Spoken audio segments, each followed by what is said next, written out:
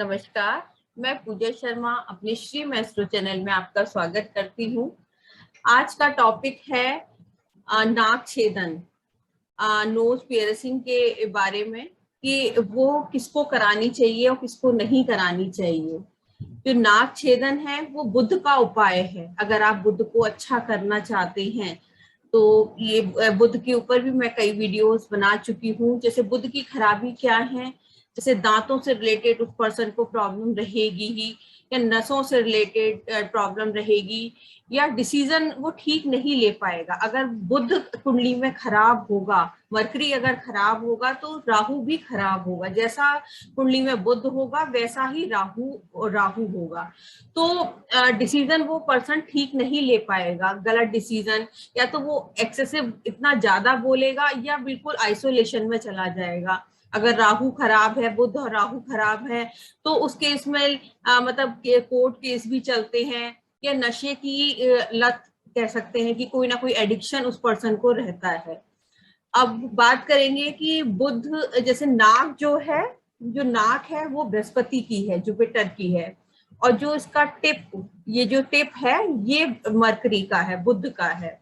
जो हम सांस लेते हैं, जो ऑक्सीजन का कारक है, वो बृहस्पति है। और जैसे हम अगर इस टिप को प्रेस कर दें तो सांस आना बंद हो जाएगी, यानी बुध अपना पूरा कंट्रोल ले लेगा। यानी बुध एक सर्वशक्तिमान ग्रह जैसे बोला गया है लाल किताब में, तो वो अपना पूरा कंट्रोल ले लेगा, सांस आनी बंद हो जाएगी। तो बुध और बृहस्पति में अच्छा मेल मिलाप लाने के लिए हम नाक छेदन कराते हैं।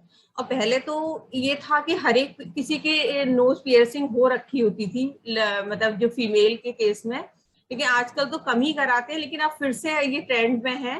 तो नाक छेदन तो सभी को करानी चाहिए।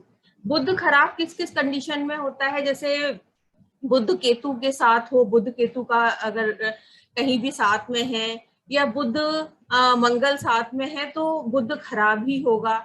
या बुध बृहस्पति के घरों में हो, जैसे सेकंड हाउस, थर्ड हाउस, और 8th हाउस, 9th हाउस और 12th हाउस, अगर इन घरों में है बुध तो बुध खराब ही माना जाएगा। अगर बुध खराब है तो राहु खराब है।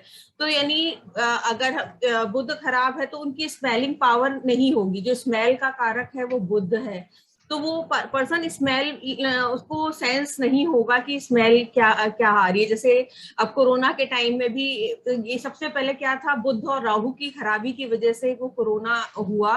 कि रेस्पिरेटरी, जो आर्टिफिशियल रेस्पिरेटरी है वो बुध है, तो सांस नहीं आ रही थी लोगों को, तो मास्क लगाया जा रहा था, तो वो बुध और राहु ही है। तो उसी की अगर जब बुध और राहु खराब होंगे तो वो जुपिटर को खराब करेंगे, क्योंकि जो लाल किताब जानते हैं तो मशरूई के बारे में भी जानते होंगे कि जो बृहस्पति और बुध मिलकर राहु बनते हैं, तो वो सारी चीजें खराब करते हैं। तो ये बुध, ये बृहस्पति की नाक है और टिप जो है बुध की है। तो मिलके अगर ये इन दोनों की बैलेंसिंग में प्रॉब्लम है तो राहु का रूप धारण कर लेंगे, यानी ऑक्सीजन नहीं आ पाएगी, प्रॉब्लम क्रिएट करेगी। और आप लोग जानते होंगे, लाल किताब जो जानते हैं, तो राहु को एक ही कंट्रोल कर सकता है, चंद्रमा। तो इसीलिए चांदी की तार उसमें डाली जाती है, इसका उपाय कराया जाता है। तो अगर जो नोज पियर्सिंग चांदी की तार से ही कराते हैं तो वो चंद्रमा कंट्रोल हो जाता है। और वैसे भी ये बोला जाता है, ये रूल है लाल किताब का, कि अगर जहां दो दुश्मन ग्रह बैठे हो वहां चंद्रमा आ जाए तो वो दुश्मनी अपनी, जो दोनों ग्रह हैं उनके बीच में दुश्मनी खत्म हो जाती है।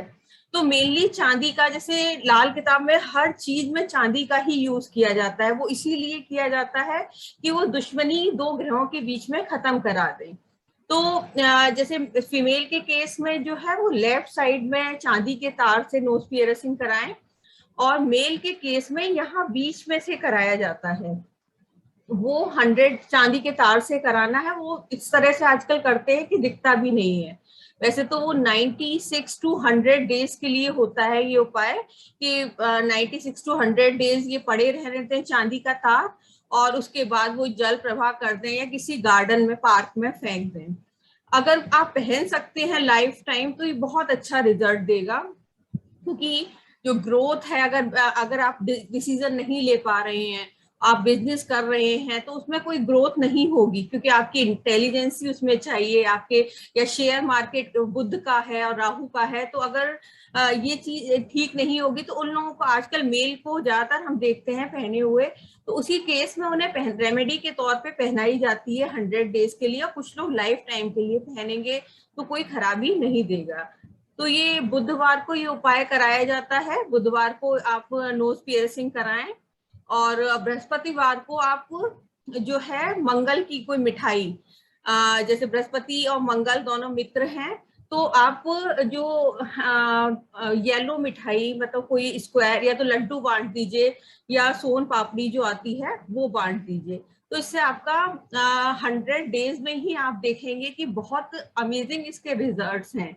तो जो मेल हैं उन्हें बीच में से ही करानी है, और फीमेल के केस में लेफ्ट साइड में ही कराएं। तो इसमें कुछ तिथियों का भी बताया गई है, कुछ रिक्ता तिथियां भी होती हैं, जैसे चतुर्थी, नौमी और चौदस। इन 3 दिन कोई भी उपाय नहीं करा जाता है लाल किताब में। और या बारिश हो रही हो, या अंधेरा, जैसे कोहरा हो, या दिन मतलब सूरज अच्छे से ना निकला हो, उस दिन भी उपाय नहीं कराए जाते हैं। तो इन चीजों का ध्यान रखिए, और ये आप उपाय करिए, बहुत ही अच्छा इसका रिजल्ट होगा। जो आपके जो स्मेलिंग पावर नहीं है, मतलब इसकी, या बहुत सारी प्रॉब्लम जिन्हें हैं, वो उससे मुक्ति पा सकते हैं, और इसका कोई साइड इफेक्ट नहीं है। जैसे कुछ केसेस में बोलते हैं कि जैसे अगर बुध बृहस्पति के घरों में है तो सोने के तार से कराएं। जैसे बुध बृहस्पति के घर जैसे 2, 5, 9, 12 बताए गए हैं, और किसी भी घर में हो तो चांदी के तार से कराएं। लेकिन नहीं, आप सोने के तार से ही चांदी के तार से ही कराइए, उसके बहुत अच्छे रिजल्ट मिलेंगे। और जो आजकल गन से कराई जाती है, उससे नहीं कराना है। आप अपना चांदी का तार लेके जाइए, किसी कन्या के हाथ से लीजिए, और उसे कुछ टॉफी या वो दे दीजिए। वो तार आप पहले खरीद लीजिए, नहीं खरीद सकते कोई बात नहीं, आप वहीं से लीजिए सुनार से, और आप ये आप कराइए उपाय, और देखिए आप अपनी लाइफ में बहुत अच्छे अमेजिंग रिजल्ट्स देख सकते हैं। और धन्यवाद दोस्तों। इसी तरह से मैं अलग अलग टॉपिक पे वीडियोस लेके आती रहूंगी। मेरे चैनल से जुड़े रहिए, मेरे चैनल को लाइक, सब्सक्राइब और शेयर करिए। धन्यवाद।